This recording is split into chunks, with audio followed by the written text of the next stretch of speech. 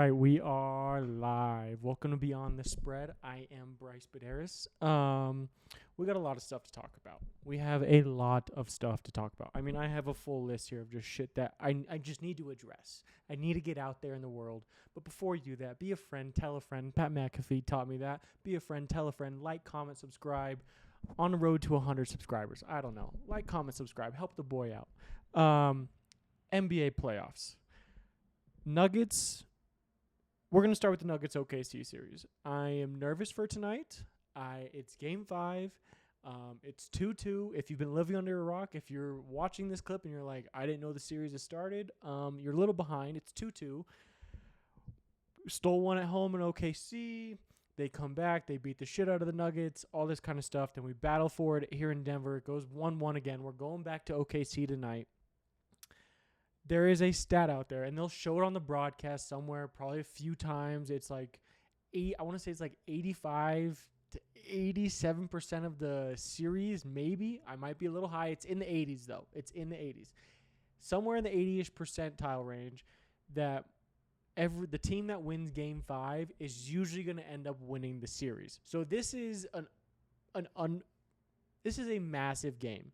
This is a massive game for both sides because it's like you go up 3-2. For the Nuggets, it's like if we win Game 5, we come home, we take care of business on the road, we come home, Game 6 in our building, add elevation, all this kind of stuff. We have a chance to wrap it up. That's if we win tonight. Now, if we don't win tonight, OKC wins Game 5. They have to come back here. Maybe they throw it and be like, hey, we'll do it in 7. We're a young team. We don't need that much rest. We got young legs, all this kind of stuff. Then you take it back to OKC, go Game 7, it's just going to be a fucking brawl. Because Game 7s are a toss-up. Let's be honest. Unless it's going to be an ass-kicking straight out of the gate, it's Game 7 for a reason. The best 2 words in sports are Game 7 because you don't know what's going to happen. Whether it's basketball, hockey, I don't know what other games have 7s or whatever the fuck it is, but it's the best 2 words in sports. It's Game 7. I like the Nuggets' chances in Game 7s because we're more experienced, got the veteran feel. We've been here, done that. All this kind of stuff. Where this OKC team, it's like, yeah, the last few years they've like been around, they've been in the playoffs, all this kind of stuff, but they don't have that experience that the Nuggets do. The Nuggets went 7 last round. The Nuggets went 7 last year, or the year before that on the championship run. Like we went through our wars, we went through our battles, all this kind of stuff. So to say that Game 5 is just another game is a fucking understatement. This is probably the biggest game of this series. Sure, we stole one on Game 1 in OKC, all that kind of stuff. So this is probably the biggest game of the series to this point. I mean, sure, everyone splits. We're all square. It's, all right, let's go get our fucking best 5. Let's put them on the floor, and let's run it.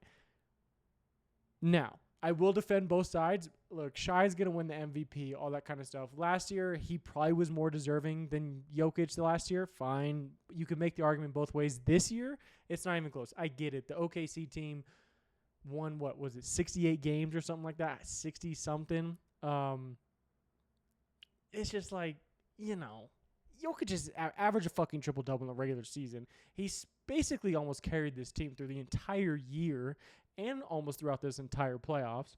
So it's like, it's kind of weird. I wonder if it's like whoever wins this series is going to win the MVP. I know the votes are in and all that kind of stuff, but it's like, think about it, Adam Silver, maybe rigging the votes, Cooper Flag, Dallas #1 pick. We'll get there. Don't worry, we'll get there. But it's like, is he the MVP? Anyways, that's beside the point.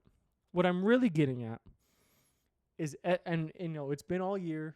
It's been throughout the entire year, his MVP run, all this kind of stuff. Man, it is hard to watch SGA play basketball. It is so hard to watch him play basketball. Look, he's a great player, gets to the rim, gets his own shots, runs the pick and roll to perfection almost every time. But, man, does he get a lot of phantom calls. He is James Harden-esque. If you go back, watch James Harden, he still does this to this day. He drives, tries to draw the foul with the arm coming under. It's the phantom calls. He gets touched and he, flails his body. And it's like, bro, you're a professional athlete. Like, he put a finger on your back and you're throwing your body around. All right, slow down, Draymond Green, okay? Like, you don't need to be doing all that much. You don't need to do that. Like, you can go get a bucket whenever you want. You can finish around the rim with probably one of the best players in the world. and you're just going to throw your body around? Come on, man. It's hard to watch. And then if you want, look, I'm a Denver Nuggets stan. I get it. I'm a Jokic stan, all that kind of stuff. Born and raised. Jokic does the same thing, okay? Let's look at it. He is, probably 100 pounds heavier than SGA. But the only way he gets those calls is if he does the flop, because they are just absolutely mauling Jokic in the paint. He gets the ball down there. You see 5, probably sometimes 4 to 5 guys collapse on him, and you're telling me he's not getting mauled? He's getting hacked left and right when he goes down in the paint. Look, you can't see the scratches on his arm, or he's got the sleeve on, his elbows hurt, all this kind of shit. That's probably why he hasn't been shooting well. He's missed a couple big free throws. His 3-point percentage has kind of fallen off this entire series. But man, he is getting hacked. That clip, if you're on Twitter, whatever you want to call it, X, Caruso's guarding him like on the elbow on the offense, and Caruso's literally like almost hugging him around his body just to try to poke the ball out, or if the ball gets thrown into him as an entry pass, Caruso's already on top of him.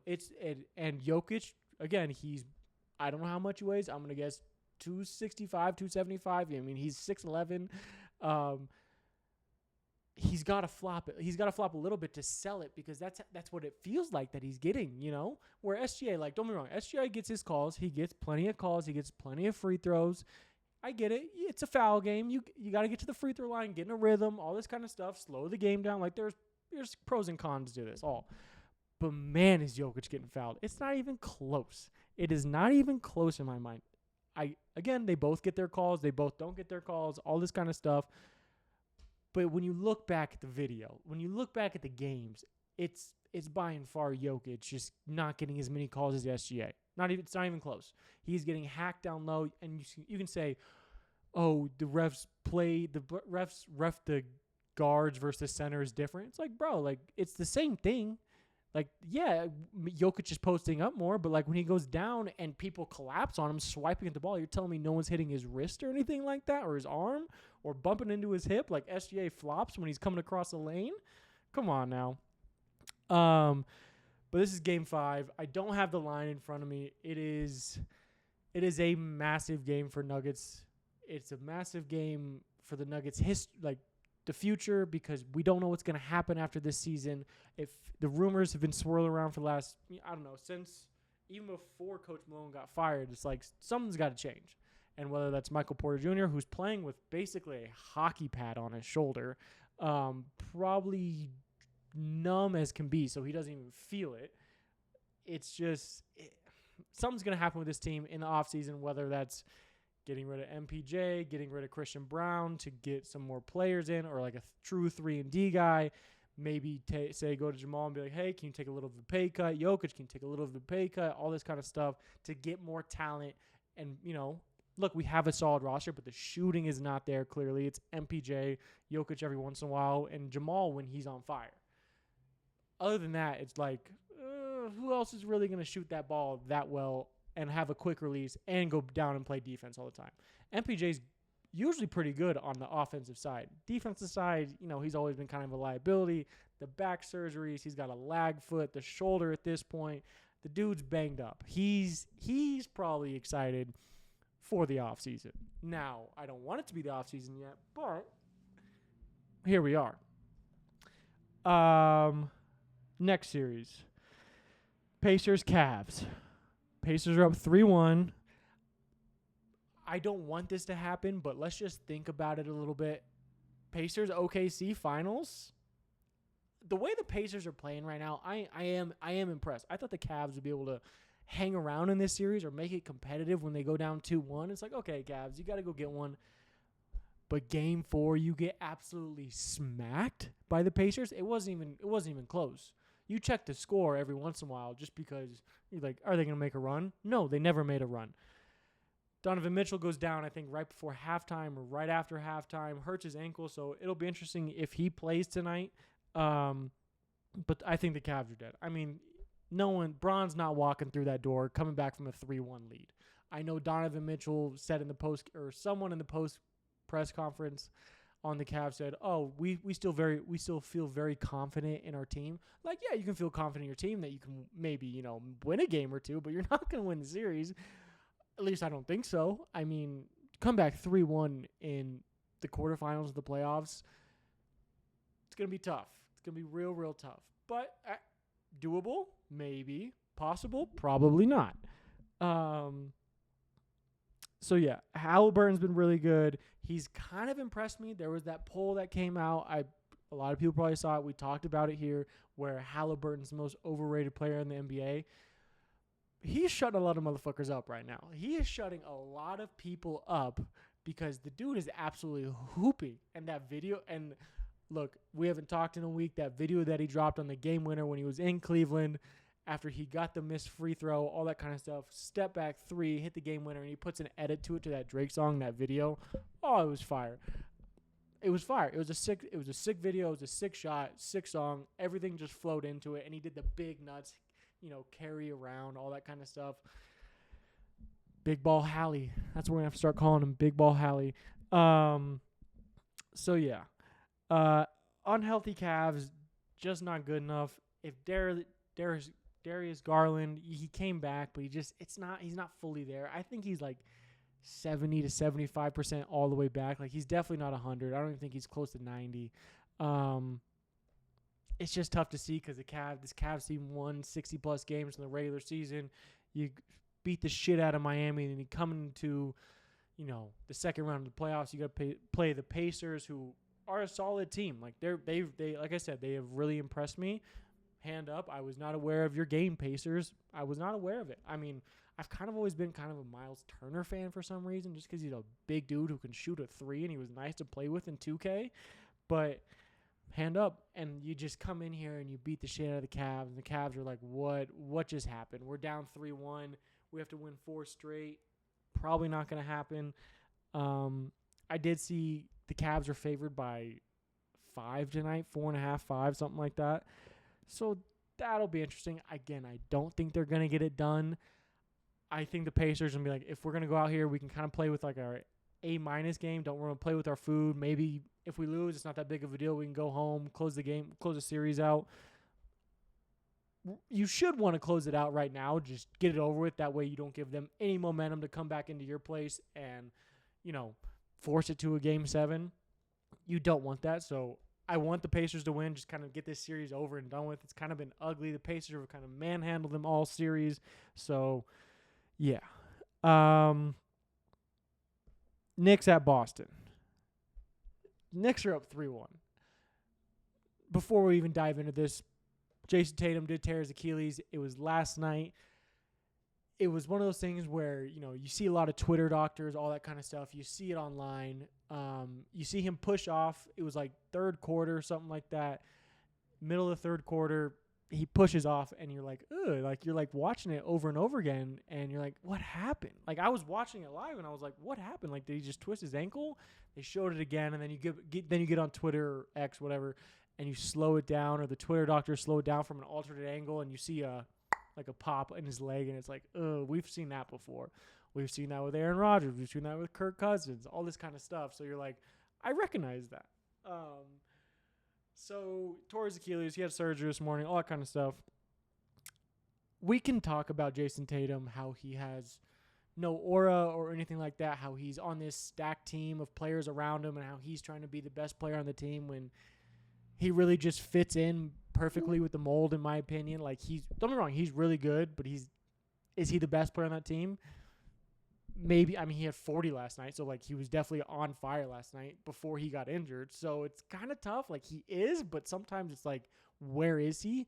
Like, if you're the guy on that team, you need to step the fuck up constantly, and you need to average 25 to 32 every night. But he hasn't. And I'm waiting for that. And I think after this Achilles, this comeback tour that he's going to have, it won't be for another year. He probably won't even play playoffs next year. We got a whole another season without Jason Tatum. I think that's going to be MVP Tatum. I think there's going to something that's going to click. I hope he finds whatever it is, the aura per se, or the dog in him, where he's like, I need to show the fuck up and prove everyone wrong. That's what I'm hoping for.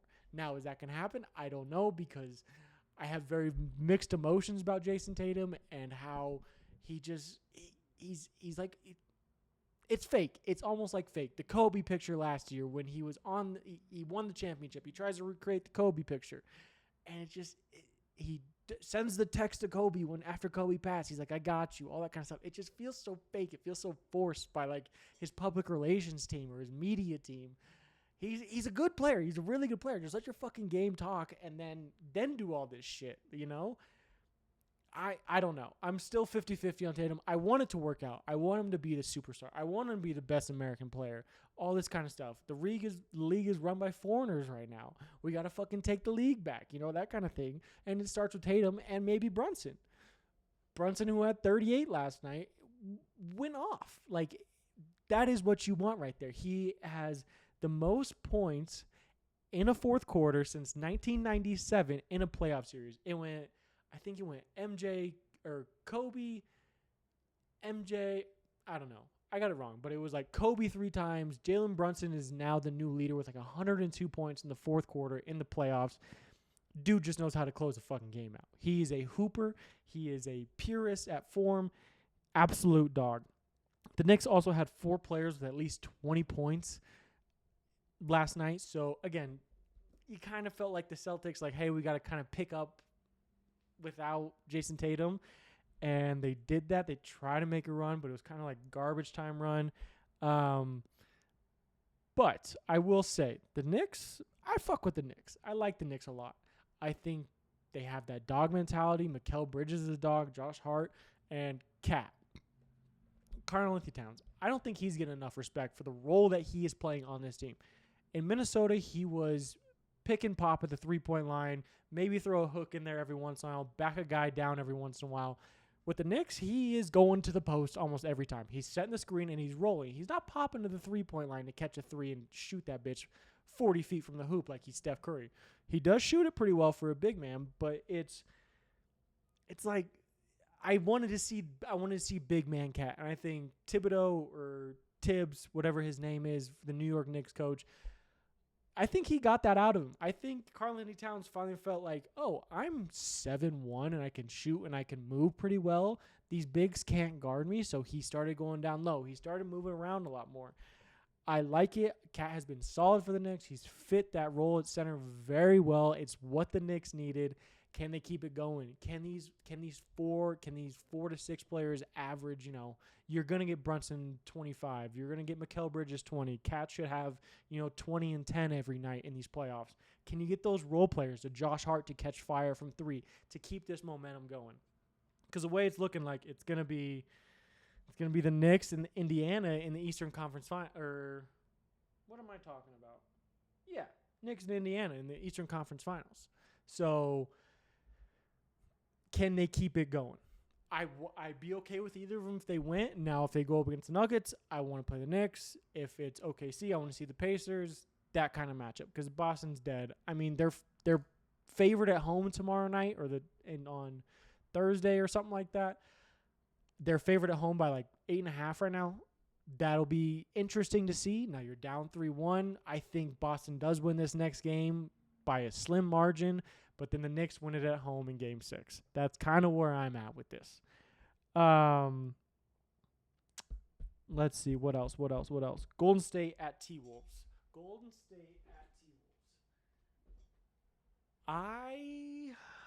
It sucks to see Golden State go down like this, because Steph, 37 years old, he has been having these ankle issues early in his career. Now he pulled his hammy, all this kind of stuff.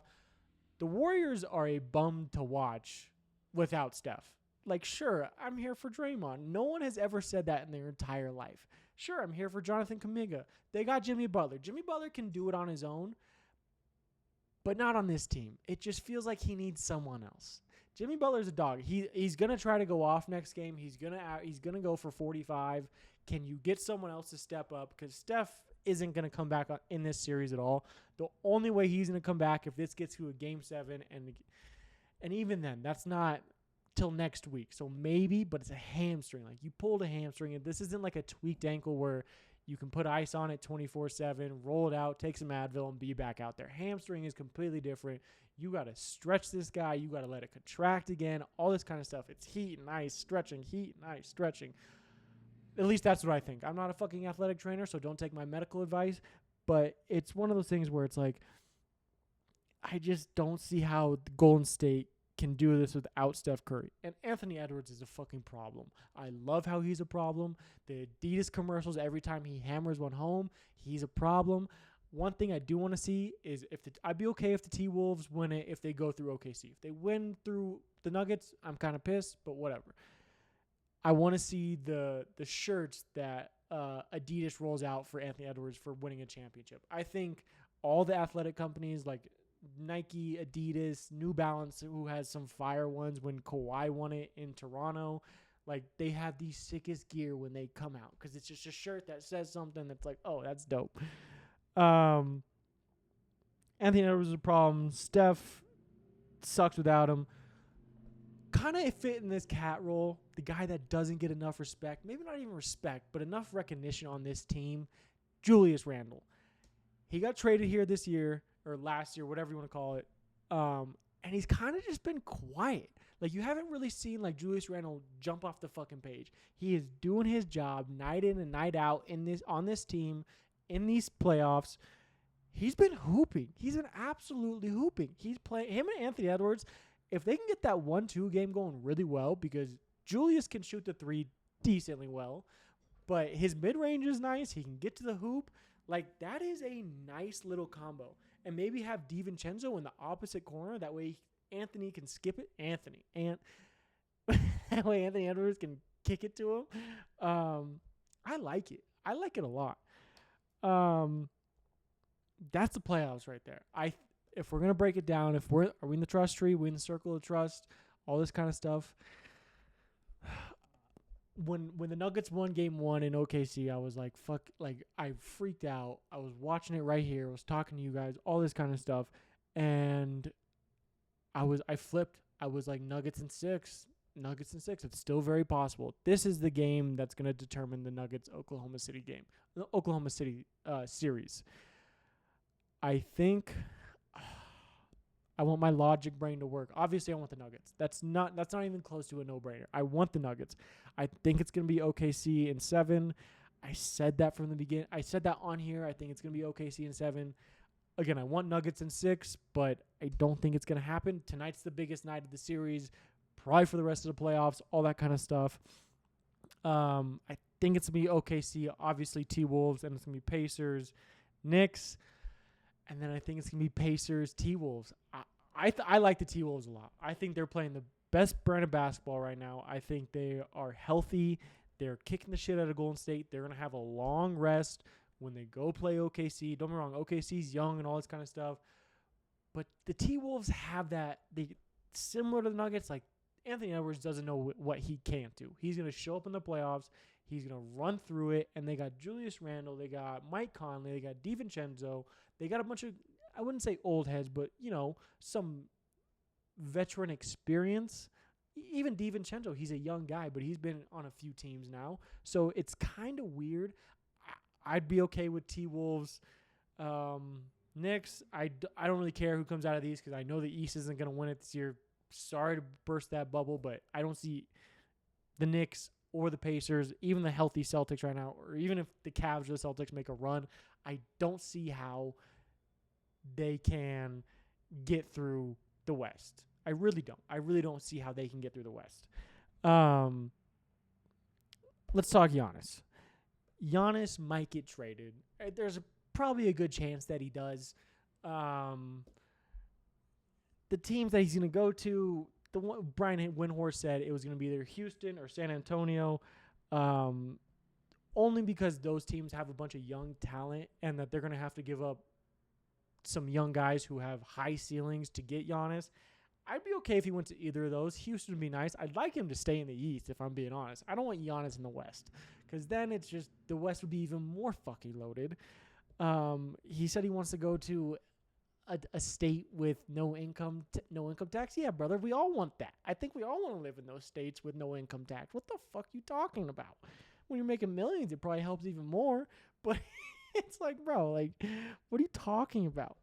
And the Bucks don't have a lot of picks. They don't have a lot of room with their money. So they're gonna have to get a lot of young guys for Giannis, so they don't have to rebuild. Can kind of build that young core up, maybe make a playoff run in a few years. But yeah, they don't have any picks from that Dame trade that they made 2 years ago. The Giannis Dame experiment didn't work out. So yeah, that is the playoffs. That is Giannis, and now we got. This was wild. I think this is crazy. I'm excited for it. NBC basketball. Round ball is back, you know, I don't even know the fucking chorus of the song. I wasn't around watching basketball in the 90s. I was a child when it was happening. MJ,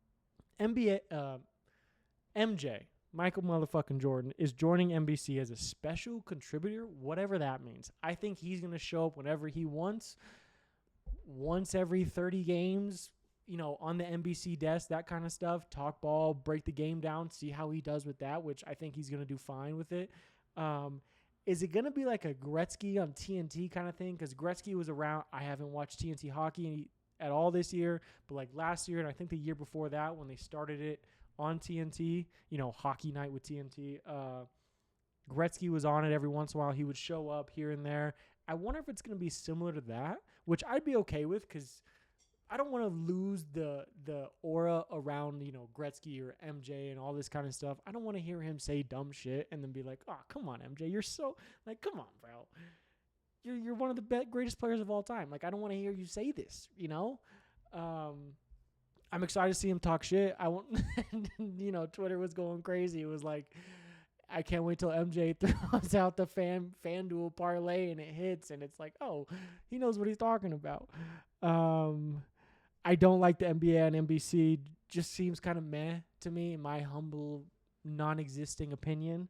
But it's like the old people love it, I guess. It's very nostalgia for some people. So, look, I'm not going to knock it till you try it, but it just doesn't sit right with me. I'd rather have it the way we have it now. You know, ESPN does a pretty good job. TNT does the best job. I think TNT has the best commentators. And, you know, the best halftime show and post-game show. I really think Shaq, Ernie, Chuck, and Kenny do the best. I really, really do. I've been saying that for years. I love them. I don't know why you would change it. If it's not broke, don't fix it, that kind of thing. But TNT might be a little cheap. NBA wanted more money. Rightfully so. Whatever. Here we go. This is just free reign. This is just free throw. We're in a safe space here. The Dallas Mavericks won the NBA lottery. What the fuck? How is that possible? That is saying dark magic shit. It's either dark magic or, you know, rigged, quote unquote rigged.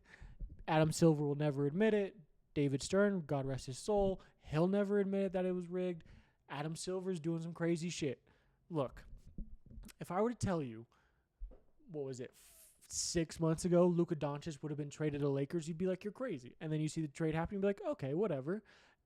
You'd see it happen. And then you'd be like, oh, the team that has 1.8% chance to win the NBA lottery,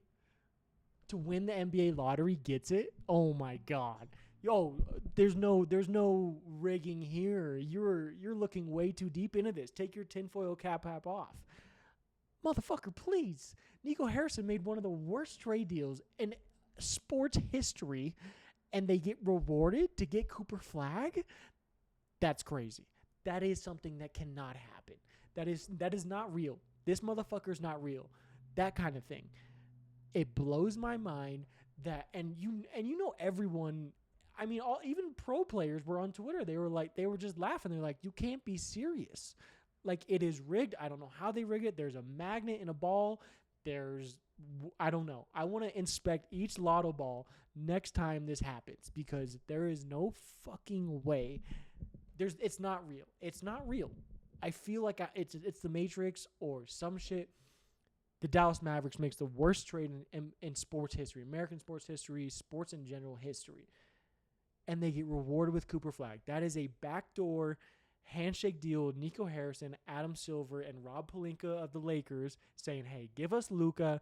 We're going to come back to glory. The Lakers are going to come back to glory once LeBron retires because we'll still have a top 3 player in the league who, might want to lose 30 pounds, but we'll give you this trade, and then we'll give you the lottery ball, and you can draft Cooper Flagg.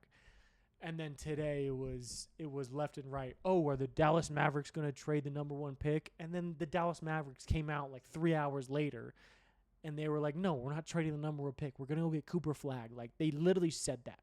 And it just doesn't make any sense. I mean, the ESPN people were, you got to entertain it a little bit. But they were like, oh, they should trade it for Giannis. The Dallas Mavericks, no, go get Cooper Flagg because he's going to be a generational talent.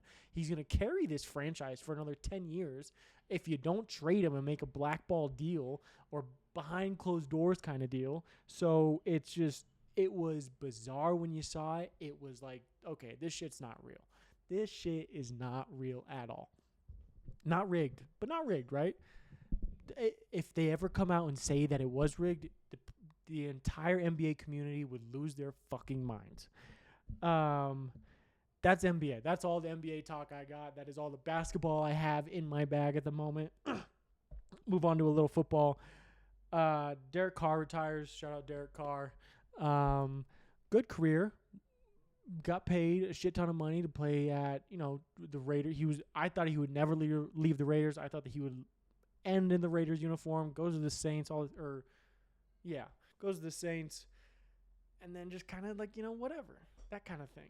I bet you when a quarterback goes down this year, Derek Carr will be towards the top of the list on names that gets called. He'll be kind of like, I don't want him to do it, but it's like, hey, Derek, we'll give you $1 million to come play or $3 million to come play, 6 games and maybe push us into the playoffs and make the playoffs and win a playoff game. Doubt that'll happen, but I bet you he's towards the top of the list where it's like, hey, you want to come be a backup for, a couple million and then never do it again? Sure, why not? I think that'll happen. I bet you it'll get leaked or someone will make the call and all this kind of stuff. George Pickens goes to Dallas, paired with CeeDee Lamb and Dak Prescott. I wasn't on my radar, but it was like, okay, like, I guess you're leaving. DK over in Pittsburgh. Okay, Pittsburgh still doesn't have a quarterback, and it's kind of one of those things where it's like when one of these problem players comes out of Pittsburgh and then they go somewhere else, they're a much bigger problem, and then you're like, wow, Mike Tomlin is doing something different over in that stadium. He's doing something different in that coaching facility to keep these guys under wraps. That's crazy. So it'll be interesting to see how George Pickens reacts when I don't even know the head coach's name at Dallas. It's not Mike McCarthy. It's someone else. Whenever this kind of shit happens, he's gonna get released. Like I don't know what else to tell you. Like George Pickens is a crazy dude. 16. That's my NFL talk. There's a rumor floating around that it's gaining levity, weight, whatever you want to call, a 16-team college football playoff. We'd get 4 SEC, 4 Big Ten, 2 ACC, 2 Big 12, 1 G6, and 3 at large. 16's cool. I was yeah, it's nice. Like we got 12 right now. I think 12 is good. If we want to go 16, I'm not going to oppose it because that's more football that we get to watch and bet on and all this kind of stuff. I kind of like the 12 if I'm being honest. I'm like 16, sure. Like I'm not going to be like no. If we go over 16, that's where we got to draw the fucking line and be like no. 18's even too much. 16 feels like sure, I'll do it. Like I'm not going to be like no, but I'm like sure, twist my arm, talk me into it, fine. 12 I think 12 feels perfect. We go over 16, we'll have a deeper discussion about it. But again, it's gaining some levity, whatever you want to call it. It's gaining leverage. I'm looking for a certain fucking word, and I can't find it. But yeah, that's college football. And then we got a major happening at Quail Hollow. It starts Thursday. I got the odds up right here. Scotty's the favorite to win, plus 400. Rory, plus 450. DeChambeau, 7-1. John Rahm 18-1, Danner Schauffele 22-1, Justin Thomas 22-1, Ludwig Oberg 25-1. He played good at the Masters, all this kind of stuff. I was listening to SVP Pod, and they were talking about the players that have won, first of all, a PGA Open, or not the Open, PGA Tour event, major, whatever it is. PGA, what the fuck am I talking about? What am I talking about? PGA Championship. It's always at one of the hardest courses, all this kind of stuff. He was talking about how the last players to win the PGA Championship, they've always had other majors in their bag. Like, don't be wrong. Like, a Ricky Fowler could win it. He has a bunch of second place finishes, all this kind of stuff. But these big events with these tough courses, it's these guys that have majors already in their bags. I like Oberg. I don't know what it is. His swing is pretty. But the guy that commented on my video when we were going talking about the Masters and all that kind of stuff, he's like, Jordan Spieth is going to win the Grand Slam. I hope he does. I really do. It'd be cool to see Jordan Spieth join the club of a career Grand Slam. But, man, it is entertaining to watch Jordan Spieth because he'll hit a drive 350 into the other fairway, put it on the green, and miss a 6-foot putt and then par the hole. And it's like, okay, that's the Jordan Spieth experience. Or he'll hit a good drive and then shake an iron and then get on the green in 3 and then make a 30-foot putt. Like, that is Jordan Spieth to a T. I'd be happy if Jordan Spieth won it. I really would. But I just don't see it. His game hasn't been there lately. Rory's probably my favorite to win right now. Obviously, it's going to be hard to beat Scotty just because he's Scotty and he's been on this fucking run for the last 2.5 years. But Rory wins Augusta. He has the weight off his shoulders. Maybe he goes into this and just wins another, major. That'd be cool. I want to see Oberg. I'd be okay if Xander Schauffele won. Bryson has a good chance, I think, just because he's a long player. He hits the shit out of the ball. His putting's been pretty fire lately, according to what I see on Live, Twitter clips, all that kind of stuff. So it'll be interesting. It'll be super, super interesting. Keep an eye on that. But yeah, that is the sports world that we are living in right now. Enjoy it. Enjoy the sports world we're living in right now, because in the next month and a half, we'll have the finals almost done. We'll have everything kind of close. We'll have some golf to talk about. But then it's just baseball, man. And then we're just waiting for college football and the NFL to start up. So that'll be depressing. We'll get some new. Oh, we got schedule release too. We got the NFL schedule release either happening in an hour or I think it happens tomorrow night, something like that. Keep an eye on the schedule release. We'll talk about certain schedules, certain teams. I know we have a shit ton of overseas games this year, and I'm not a fan of it. Not a fan of overseas games. Sure, we can have the London game every once in a while. We want to open the season in Brazil? Sure. We're having like 6 to 8 games. I think a team is playing in London back-to-back weeks that isn't the Jacksonville Jaguars. Broncos are playing in Spain, I think, this year, or Germany. It's crazy. It's crazy. I'm not a fan of overseas games. A couple here and there throughout the year, sure. But other than that, no. Just keep me out of it. I don't want to have to wake up at 4 a.m. to watch the Broncos play. I don't want to have to wake up at 2 a.m. to see them in Spain. There's no point in it.